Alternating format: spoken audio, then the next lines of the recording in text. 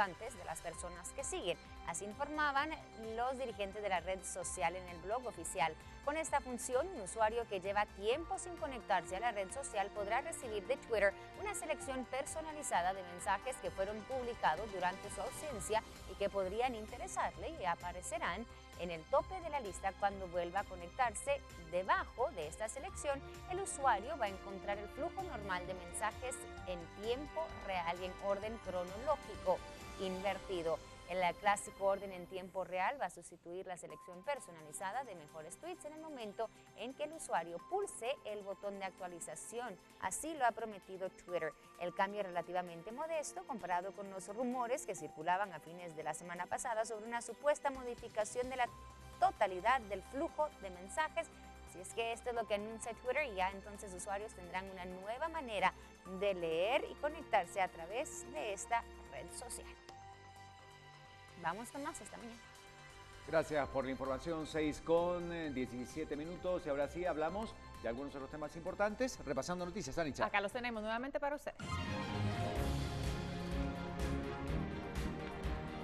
Polémica por los medicamentos vencidos recibidos en donativos. La Procuraduría de Derechos Humanos vuelve a evidenciar medicinas e insumos que ya estaban caducados tras la inspección que se realizó en el hospital de Huehuetenango. Y el Ministerio de Salud se defiende, señala que el lote de medicamentos vencidos fueron introducidos de manera malintencionada al hospital de Huehuetenango. Iniciarán investigación para deducir responsabilidades. Hoy podría rendir declaración el director interino del Centro Preventivo de la Zona 18, capturado con 8.000 quetzales en su poder, sin poder justificar su procedencia. La detención se realizó tras un operativo sorpresa. Y en otros hechos importantes, casi 3 meses después de que la justicia estadounidense involucrara al ex magistrado suplente de la Corte de Constitucionalidad, Héctor Trujillo, en el escándalo de corrupción de la FIFA, la Corte acepta su renuncia.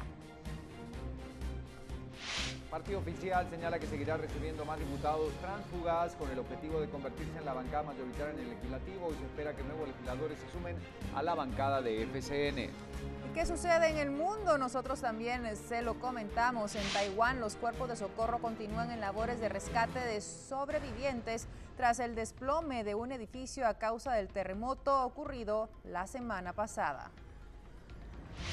Y el Papa Francisco encontrará en México a miles de personas que buscan sobrevivir involucrados en el negocio de cultivo de amapola en medio del clima de violencia que crece día a día. A esta hora también nos vamos muy tempranito a las calles para tener el reporte. Es Alberto Cardona, el que está ubicado en algún punto importante, y con él platicamos a continuación información de última hora. Alberto, buen día, bienvenido. Muy buenos días, compañero, adelante. Gracias, compañeros, de nuevo muy buenos días. Les comento, las pandillas siguen realizando ataques armados en contra de pilotos del servicio urbano y extraurbano, así como de pasajeros. Un claro ejemplo es el hecho violento que se registró anoche, específicamente a las 11 de la noche, en el interior de un bus de la ruta 22, dejando como saldo una señora que se dirigía de su trabajo hacia su vivienda. La señora, pues, según lo que nos comentaron, se negó a entregar sus pertenencias, y los pandilleros, quienes exigen la extorsión y también realizan asaltos a mano armada, pues la asesinaron. Esto ha generado esta mañana la no circulación de buses de la colonia El Milagro hacia distintos puntos de la ciudad capital. Esto también ha generado la molestia y preocupación de los usuarios al servicio urbano de la colonia El Milagro, quienes se han visto afectados esta mañana. Los pilotos pues han comentado que es lamentable esta situación que se sigue registrando en los ataques de estos grupos delincuenciales a los pilotos. Para esta mañana se tiene previsto que los pilotos de la ruta 22 y también ruta 21, que circulan por El Milagro y se dirigen del Trébol también hacia la terminal y anillo periférico, están realizando pues un paro de labores porque no están conformes con la poca seguridad que les están brindando las autoridades de la Policía Nacional Civil específicamente de la Comisaría 16, quienes hace aproximadamente una semana se habían comprometido con los pilotos a brindarles seguridad que hasta el momento pues no se puede notar en las distintas calles y avenidas de la colonia El Milagro. Con esta información y con estos detalles, yo regreso nuevamente a los estudios centrales de BLM Noticias. Ahí está nuestro compañero Alberto Cardona de las Calles con el reporte de lo que está ocurriendo en este momento. Todavía no termina de aclarar, ¿verdad? Como estamos viendo. Exactamente, y seguiremos viendo este amanecer y la información de lo que sucede en nuestro país más adelante. Y damos vuelta a página porque tenemos más información a esta hora. Alejandro con las noticias del mundo. Vamos con él entonces.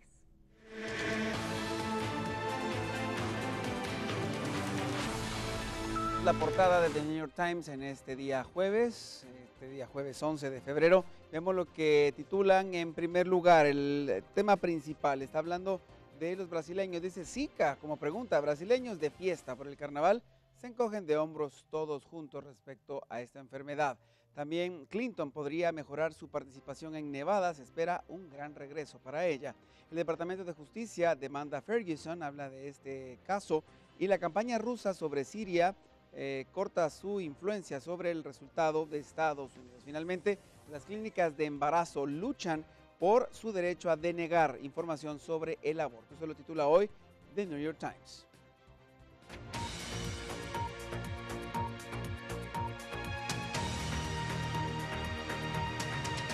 Y noticias del mundo, lo hacemos en Taiwán el inicio, donde mientras los cuerpos de socorro continúan con las labores de rescate de los supervivientes del desplome de un edificio a causa de un terremoto del pasado viernes, la Fiscalía interrogó al promotor inmobiliario responsable del complejo que ha dejado a decenas de muertos y un centenar de desaparecidos. Así retiraban de entre los escombros el cuerpo de un estudiante. Las autoridades esperaban encontrarlo vivo, pero murió antes de ser rescatado.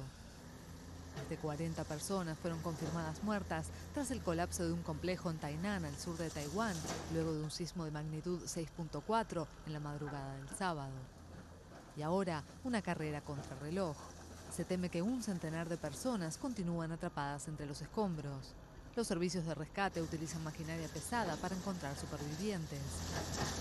Unas 200 personas fueron retiradas con vida entre los restos del complejo, incluyendo una niña y 2 adultos el lunes. El promotor inmobiliario responsable de los edificios fue interrogado en corte tras ser acusado junto con 2 personas de negligencia profesional. La Fiscalía lanzó una investigación luego de que fotografías mostraran lata y espuma rellenando partes de la estructura. Además, sostiene que las vigas y pilares tenían pocos refuerzos y que estos eran demasiado cortos y delgados. El complejo fue la única construcción de altura de esta ciudad que se derrumbó totalmente tras el terremoto. En Cuba, la guerrilla de las Fuerzas Armadas Revolucionarias de Colombia, FARC, anunció el fin del reclutamiento de menores de 18 años para ingresarlos a sus filas, como un gesto que refuerza, la expectativa de un pronto acuerdo de paz con el gobierno, posiblemente en marzo. Las FARC decidieron poner fin al reclutamiento de menores de 18 años en sus filas, una de las prácticas que más le han valido críticas internacionalmente. Se trata de un gesto que refuerza la expectativa de un pronto acuerdo definitivo de paz con el gobierno dentro de los diálogos de La Habana. En aras de avanzar lo más rápidamente posible hacia el fin del conflicto, comunicamos al país nuestra decisión de poner fin a la incorporación de menores de 18 años a las FAREP. En reciprocidad, las FARC pidieron al Estado que finalice el servicio militar obligatorio y las prácticas de reclutamiento de menores para su infiltración en estructuras guerrilleras. A marcha forzada, las partes discuten los últimos temas de una agenda consensuada de 6 puntos, con el fin de cumplir la promesa de firmar la paz antes del 23 de marzo. Muchas gracias. 5 jugadores y el preparador físico del Club Huracán de Argentina resultaron heridos al volcar el autobús que los trasladaba al Aeropuerto Internacional Simón Bolívar de Venezuela. Volcados a un lado de la autopista que une Caracas con el Aeropuerto Internacional Simón Bolívar. El bus que trasladaba a la plantilla del Club Argentino de Fútbol Huracán perdió los frenos y se deslizó por una rampa de emergencia. El accidente provocó heridas a 5 jugadores y al preparador físico del equipo, quienes fueron trasladados a un centro hospitalario cercano.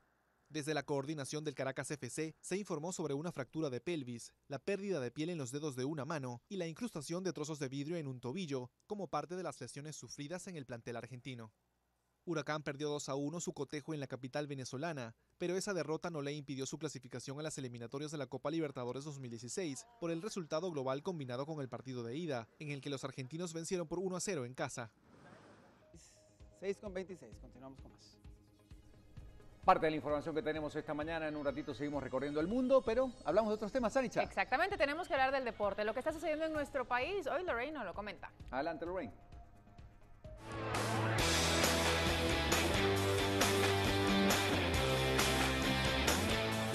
Seguimos hablando del deporte y vamos a colocar en pantalla esta portada de Todo Deportes para ver qué nos aparece entonces en el titular. Bicolor resurge, Cele se reinventa bajo el mando de Claverí. La azul y blanco se prepara para afrontar los partidos contra Estados Unidos de la clasificación al Mundial de Rusia 2018.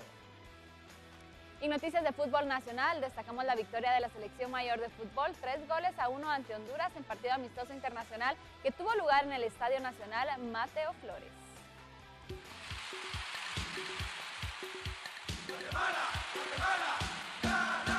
Es Guatemala, mi patria adorada, por más que digan ninguna es igual, por mi honor que en el mundo no hay nada como esta linda tierra del Quetzal.